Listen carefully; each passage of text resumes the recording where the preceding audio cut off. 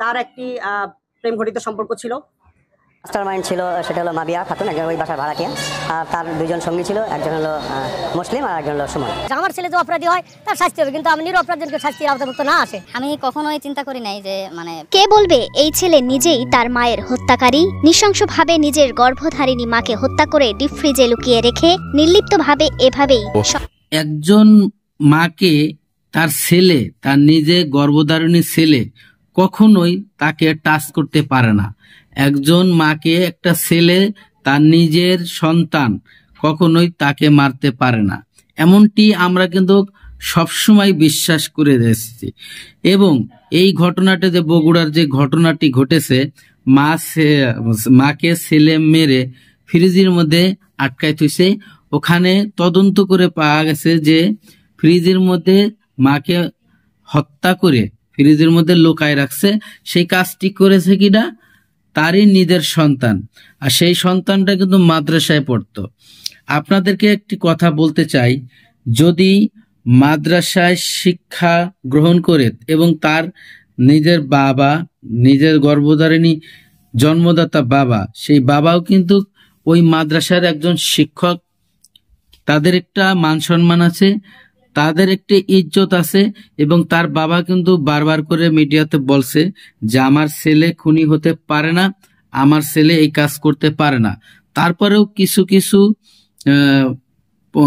কথা প্রচার হয়েছে যে তারই মাকে তার ছেলেই হত্যা করেছে। দর্শক, ঘটনাটি সঠিক তদন্ত এখন পাওয়া গেছে। এখন পাওয়ার পরে এই ধারণাটা কিন্তু মানুষের চেঞ্জ হয়ে গেছে, কারণ দেখছে তদন্ত করে, সিসি ক্যামেরা ফুটেজ যখন দেখলো, সঠিক তদন্ত তখন কিন্তু তারা পেয়েছে। দর্শক, গোয়েন্দা বিভাগের অফিসাররা বলতেছে যে তার মাকে এই ছেলে হত্যা করে নাই, হত্যা করছে তারই ভাড়াইটেরা।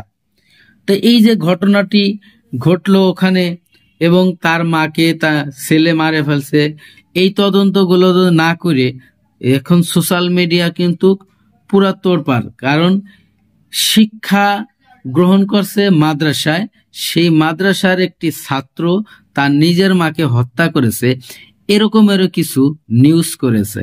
এখানে কিন্তু ইসলামকে ছোট করে দেখা হয়েছে, কারণ এই জন্যই ছোট করে দেখা হয়েছে যে মাদ্রাসায় পড়া, কোরআন শিক্ষা গ্রহণ করা একটি ছেলে তার মাকে যদি হত্যা করতে পারে, তাহলে ওই শিক্ষার মান কতটা কমাই দিছে এই কিছু গণমাধ্যম। দর্শক, যে ঘটনাটি ঘটেছিল তার নিজের বাবার মুখের থেকে, ছেলের নিজের বাবার মুখের থেকে আপনারা কথাগুলো শুনলে বুঝতে পারবেন কি হয়েছিল। তা আমি বেশি কথা বাড়াবো না, চলে যাব সেই মূল ভিডিওতে। মূল ভিডিওতে যাওয়ার আগে ছোট্ট করে একটি রিকোয়েস্ট করব, দর্শক, আপনি যদি আমার চ্যানেলের নতুন বন্ধু হয়ে থাকেন, ভালো লাগলে চ্যানেলটিকে সাবস্ক্রাইব করে রাখবেন, ভিডিওগুলো লাইক কমেন্ট শেয়ার ছিল। সেই হিসেবে সে 500-1000 টাকা প্রায় হচ্ছে তার বাবার কাছ থেকে হচ্ছে টাকা সে নিয়ে নিত আর কি, না বলে। এখন এইটা তার মার কাছে বেশ কয়েকবার ধরাও খেয়েছে এবং এটা নিয়ে তাদের ভিতরে বেশ বাকবিতণ্ডা, ঝগড়া এগুলো হয়েছে। এগুলোর প্রেক্ষিতে তার মার সাথে তার একটা ক্ষোভ ছিল মার উপরে।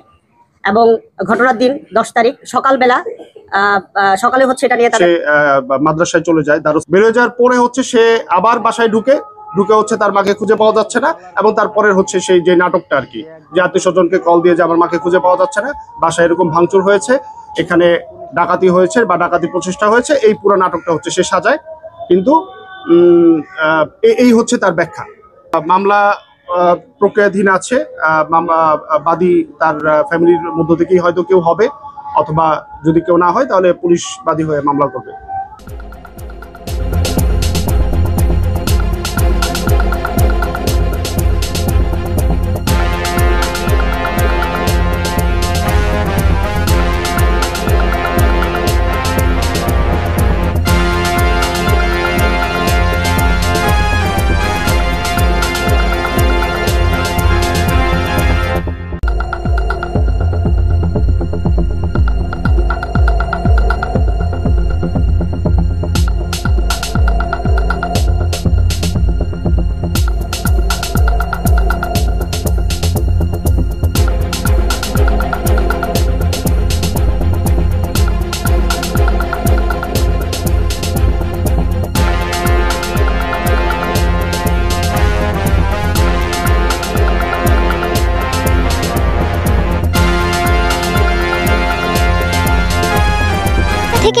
রাস্তায় বিরতি দিলে আশেপাশে কিছুক্ষণ ঘোরাফেরা করে 12টার দিকে বাড়িতে প্রবেশ করে সাদ।